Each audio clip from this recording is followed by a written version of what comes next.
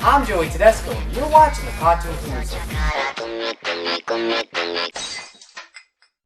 There are trends in news and animation that remind me of certain things that I feel it'd be kind of cool to do the occasional editorial.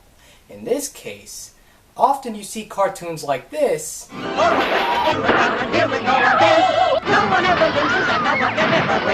then compare it to the recent photorealistic cartoons like this. Every Smurf for themselves! Run! And you gotta wonder to yourself, are cartoons aiming to be more realistic? I think this hit me when I was watching, of all things, a Gecko commercial. The Gecko is being shown a commercial where he's traditionally animated, and his response is, "So you've turned me into a cartoon? Lovely." Now, this could be me overanalyzing the joke, seeing that a cartoon character is feeling offended by becoming overanimated. But when you compare the two different techniques, one strives for replicating realism, while the other one relies heavily on exaggeration. What I mean more specifically is that a drawing in motion is not real. Most of the consequences of the characters getting hurt in an over-the-top fashion, or even their reactions, are seen as reflections, things we don't perceive as actually happening.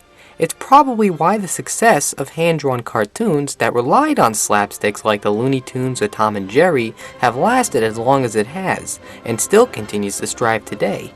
It's not real, we know it's not real, but it's conveying unimaginable things that have weight to them. Now when you look at computer animated characters, most notably the ones interacting with live action actors, it doesn't seem like it's capturing that sense of over-the-top anything-can-go logic that its hand-drawn counterparts have. Instead, we have a case where we're looking into the Uncanny Valley. This is actually in reference to what robotic scientists describe as a curve when designing robots, that capture natural motions and expressions a little too closely.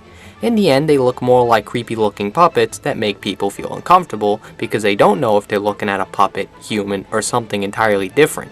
This is also the feeling you get looking at motion capture models, like the ones you see in those Robert Zemeckis produced films. So I guess my point is, if they still look off, why do producers persist on making more movies with them?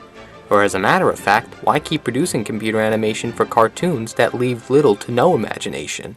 Though I don't propose answers, I do feel that even before computer technology, animation, both as a medium for film and a special effect, was about creating a sense of realism, even if it meant trying to copying it.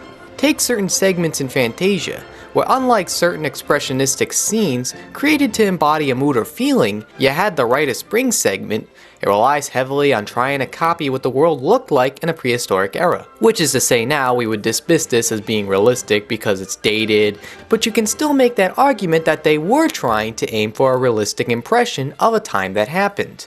Now going back to computer animation today, another argument is that not all computer animation is trying to be the same computer models with textures, facial features, and environments that are anatomically correct. Look at what Sony Pictures is trying to do with their movies starting with Cloudy with a Chance of Meatballs. I actually found it personally fascinating how animators went out of their way to reject traditional motions in favor of having something exaggerated like in the cartoons from the 1940s. Add on the fact that computer animation changes in its definition when you consider animations composed on a computer, which can extend to flash cartoons that rely on traditional means of animation. You see where this can get confusing? I guess going back to my point on whether cartoons now seem to be aiming more for realism, it goes back to what we define as being animation. Traditionally, the definition of animation is motion. Of when something's animated, it's in constant, over-the-top motion, giving the impression that it's alive. For films, it's identified as the illusion of life, in things that don't necessarily have to be alive. Either you're thinking I'm thinking too deep about this is something 2 of the 9 old men at Disney were discussing in their book The Illusion of Life, some of which certain animation fans count as like the Bible of animation.